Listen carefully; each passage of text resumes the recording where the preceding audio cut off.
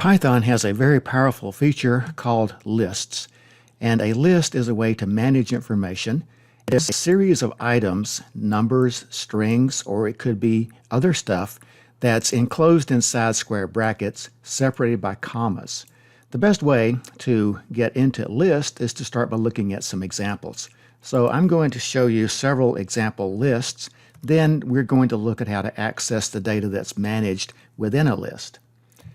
Here's a list, and I'm going to just cut and paste some of these directly into the program because there's a considerable amount of typing that goes on here. So I'm going to do more of a cutting and pasting approach in this video than just typing out everything character by character. In this case, you can see the syntax. You declare a variable the same way that you always do. You just make up a name following the rules that you have to follow, and then you assign to that name or that variable something. Now, here's the definition, and then this is the syntax for a list. It's important to notice that we have the square brackets on each end, and in this case, we just have some strings. So the strings are delineated by the double quote, so we have 3 strings, and those 3 strings are separated by commas. So there you have just a simple list. It's a list of information that is separated by commas, and it's enclosed in the square brackets. I'm going to put up a few other lists. I'm going to do a copy and paste again, and let's look at some additional examples of lists. Here are 3 more lists. In this case, I've declared the variable to be western_states, and I've just listed some of the states out west, and you can just see them from left to right, again delineated by the square bracket, and each one has double quotes around it. Here's a list of vegetables, so you can put a list of anything that you can enclose in double quotes and separate by commas, and you can make a list out of those things. Baseball teams, that's an example. So here we have some West Coast baseball teams, so you can see those listed here: Dodgers, Giants, Padres, the Diamondbacks, and the Rockies. So those are examples of lists. All of those contain strings, but lists can contain numbers as well. So I'm going to get just a couple of more examples, and these are numbers. So let's paste those in. Zip codes. Okay, well, a list can contain numbers. So notice in this case, then there are no double quotes. These are just numbers. So these represent zip codes. So I have several of those, and they're separated by commas. So you can make a list out of almost anything. Here's a list of high temperatures. So these could be temperatures in degrees Celsius and could represent several days of high temperatures. So we have, in this case, we have some integer values. Here we have some real numbers that are separated by commas. Up here we have strings that are separated by commas. Well, once we have our data organized into a list, then how do we use that data? Well, let's start just by printing out some information. So I want to print out the western states up here. Let's suppose I want to print out that entire list. So how do I print out the whole thing, the entire list itself? Well, it's easy to do in Python. If you just use our usual print statement, then we can just print out the list and by just putting its name in here. So in this print statement, I'm going to print to the screen. I'm going to skip 2 lines first. There's a \n, \n. Then I'm going to print the words list of western states. And then on the next line, I'll print out the entire list. So it's easy to print the list. You just enclose it in a print statement, and it goes out to the screen. So to show you how this looks, let's go ahead and run the program. Now we have the output. So you can see the result. Okay, let's move this over a little bit. Okay, so here you can see we have the list of western states shows up there, and that's from the first print statement. And then when I just do print and the list western states, it prints out the entire list. Okay, so notice that it does get actually the square brackets even show up. So when you print out a list, it prints out the whole list. So it's very easy to do. Let's look at a couple of other examples. Let's print out some of our other lists. So let's print out our list of apes. So we just print out the name of the list again. And let's print out our list of high temperatures. And we just use the name of the list. So let's see what this produces. Now we have the output. So here you can see the output that we get. So we printed out our list of western states, and then we printed out the list of apes, which is shown there. And then we printed out the temperatures. So the temperatures show up as a list of numbers inside the square brackets. So it's easy to print the entire contents of a list. So now we know how to do that. But what if we don't want to print out the entire list? What if we just want to print out some item or some group of items that are in the list, but not the whole thing? When you have a list, then every item in the list has an index. Okay, so we have the index representing the position of everything in our list. And remember, in computer science, we start counting at 0. So if you look at a list of anything, then the first element is going to be at index 0. The second will be at index 1, and then at index 2 as we go from left to right across the screen. So if you wanted to pull out a particular element from a list, then you can just use the index for that element. Here's an example where I'm going to print out 2 of the baseball teams that are in our baseball teams list up here. So the Dodgers, that would be at index 0, the Giants at index 1, Padres index 2, Diamondbacks index 3. So if I print out baseball teams index 0, then that will give me the Dodgers. And if I print out the baseball teams list as index number 3, we have 0 for the Dodgers, 1 for the Giants, 2 for the Padres, 3 will give me the Diamondbacks. So we can use this square bracket and index technique to extract any element from a list that we want. Now let's look at the output we get in this example. Let's bring over the output, and here you go. All right, so baseball teams index number 0 does give us Dodgers, and baseball teams index 3 does give us the Diamondbacks. So here is then some additional capability you have. You can pull out any element from a list if you know what its index is. Let's look at another example. I'll paste in another line of code here or two. So if you wanted to extract an element from a list and you wanted to save it into another variable, then you can do that as well. So in this case, I've defined a variable called my_state, and I want it set to Western States index number 3. So if I look at the Western States, it's 0 for California, 1 Oregon, 2 Washington, 3 is Nevada.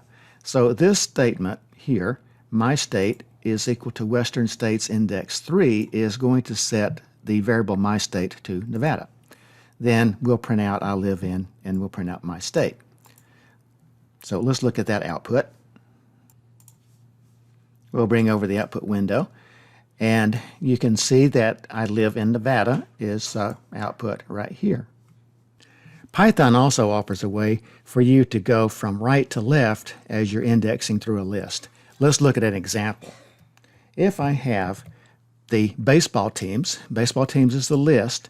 If I use a negative, then an integer value over here, then it counts from the right towards the left. So index -1 is going to be the far right side of the list.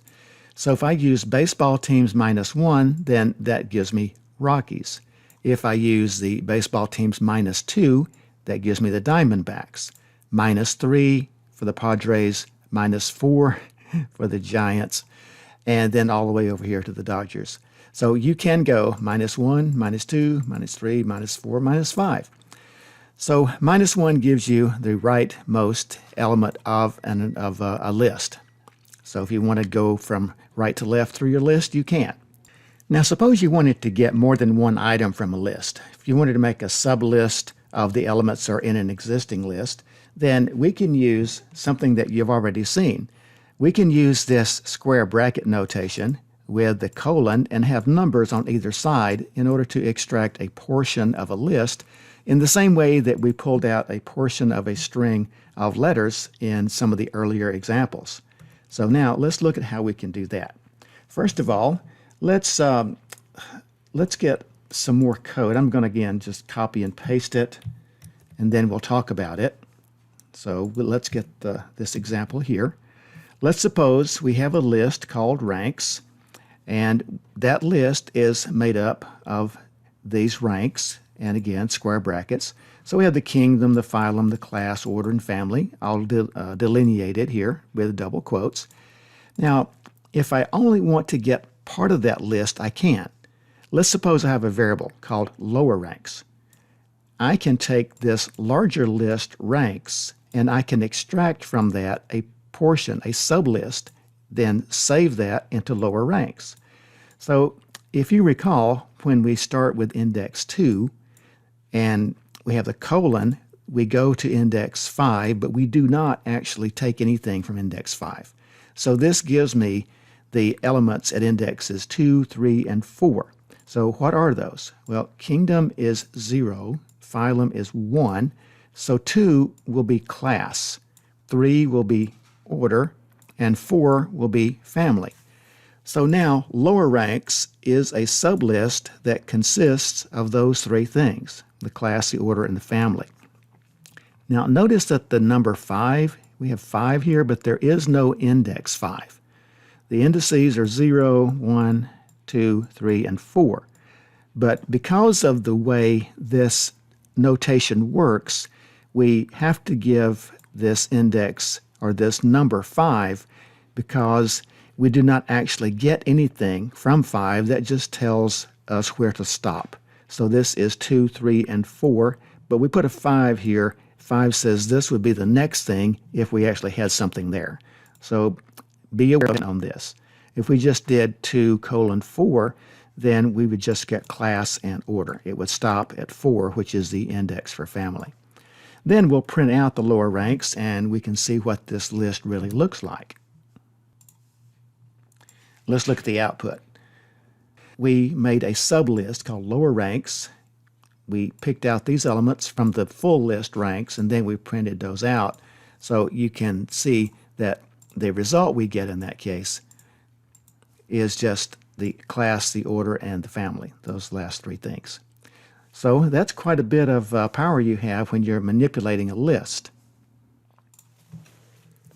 What if we have a really, really long list and we don't really know what the index is for some item within that list, but we do know what the item is? Then we can have our program find the index of an item. So let's look at an example now of how we can have our program return the index of an element that's within a list. I'm going to again just copy and paste the line of code. So let's drop this in here. Let's suppose I wanted to know the index of Idaho from our Western States list. Okay, so here's the Western States again. So we have all those. And within that, I do have Idaho as one of the items. But if I don't know the index and I don't want to count over to get the index, then I have this method index that I can use, and that will return the index of whatever that item is that I've listed here. So you can extract the index of an element if you know what the element is. And the way you can do that is the way I've shown you here. And in this case, I'm saving it. So I've got the index underscore Idaho, and that's equal to the list Western States dot index. So give me the index of Idaho. So that's what this will do. Then let's just go ahead and print that out. So here's the code to do that. I'm going to print out this string, the index of Idaho is, and then we'll print out the index. So the remember index Idaho, that's an integer. We cannot concatenate an integer with a string, so I'm converting it to a string first. Let's run the program and see what we get. Okay, so in this case, and let's make room for that on the screen. There we go. So in this case, we get the index of Idaho is 5. Okay, so that came from this line right there. And then I'm going to use that index to get an item out of the Western States list. So I use that index here, and then I print that out. So it does print out Idaho. So in this example, Idaho is 5. So the value 5 is returned here from the index method. And then I use that here. So that's actually Western States index number 5. And we know that that is Idaho.